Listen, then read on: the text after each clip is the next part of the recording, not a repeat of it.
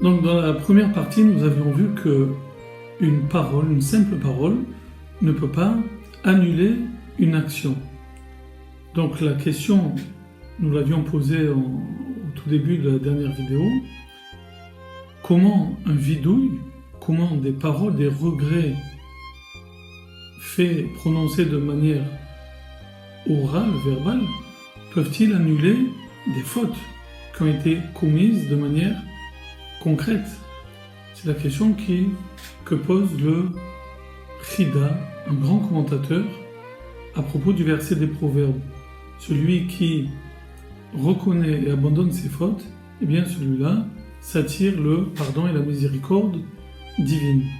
Que nous dit le Chida? Il nous dit la chose suivante, très pertinente, un très beau commentaire. Il nous dit que une personne qui regrette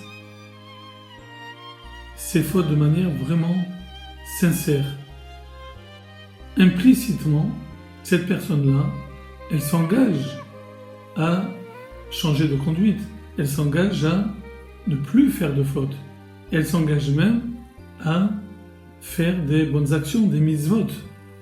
Eh bien, nous dit le Chida que Dieu, dans sa miséricorde, eh bien Dieu, à ce moment-là, à partir du moment où cette personne fait le vidouille, où elle s'engage verbalement, Dieu, on va dire, prévoit, dans le sens de, il voit avant, il anticipe ce que cet homme-là, qui est dans ce processus de teshuva, de repentance, de repentir, il anticipe et il sait très bien que cet homme va accomplir des mitzvot, des commandements.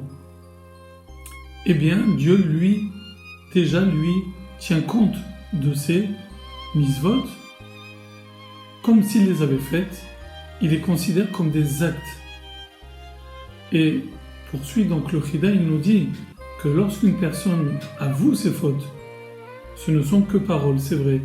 Mais là, il faut y ajouter l'action des mitzvot à venir.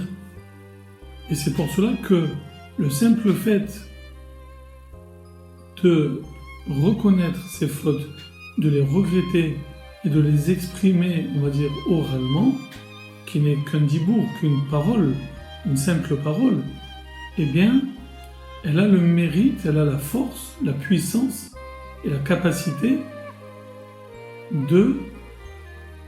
d'annuler les péchés antérieurs qu'a commis l'homme. Pourquoi?